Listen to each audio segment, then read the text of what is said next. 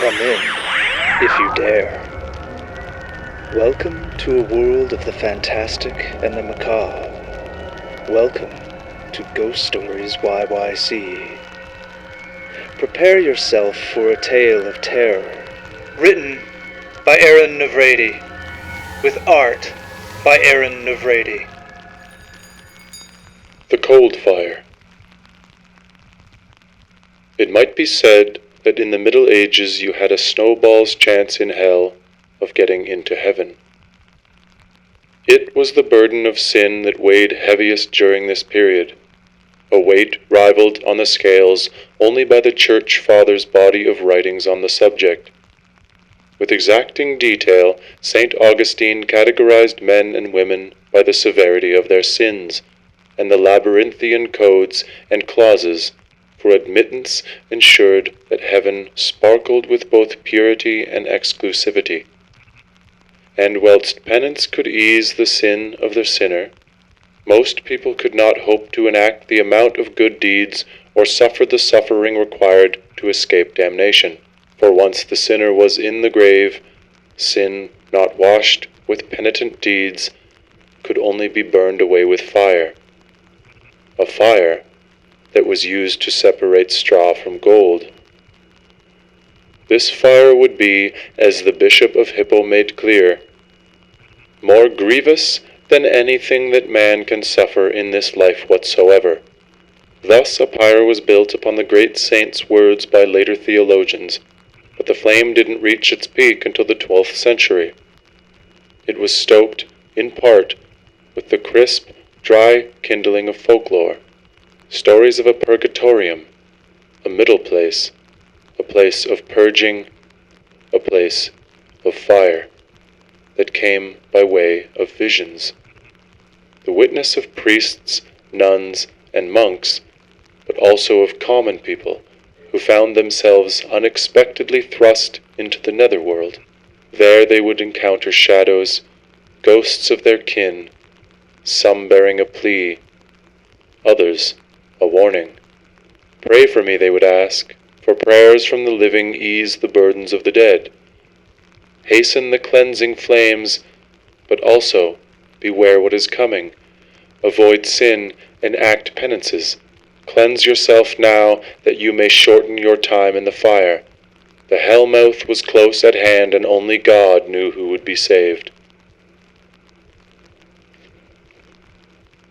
A question, Father Abbot. Yes? How does one know when one's sins are absolved? How long must one serve penance? Of what sins do you speak, Sire Thorell? The sins of youth, Father Abbot. Such as? The theft from the house of a rival, and the murder of his servant. I am banished from Marseille, the city of my birth. I may return once I have served my penance here, but as for eternal matters, I am not so certain. Will my service here be enough? I once knew of a man called Estienne. He had a vision, perhaps in a dream. He could not recall whether he was sleeping or awake. He was met by his long-dead brother, a knight. He addressed Estienne from the fires in Purgatorium. "My sword and my shield weigh heavy," said he, "but these I cannot put down. Nor will this shirt of mail be taken from my shoulders, even as its rings burn hot against my flesh. Such is the burden of my deeds committed while amongst the living. But, good brother," he said, "do not let despair delay you. Speak prayers for me, give alms, seek intercessions daily, that sooner shall I be purged to witness the Lord in glory. And turn from your sins," said he. "Set your eyes to heaven. Covet not your neighbor's goods," said he. "Forgive your transgressors 70 times 7. Offer your cloak to any in need of it.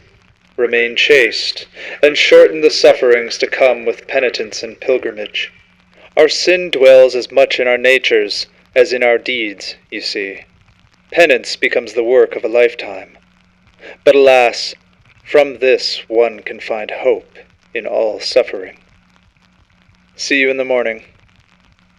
The work featured is an excerpt from The Cold Fire, a graphic novel about a Norman crusader and his squire who join a special company of knights tasked with apprehending a splinter group of heretics fleeing the Albigensian crusade south of France and attempting to cross the frozen Alps.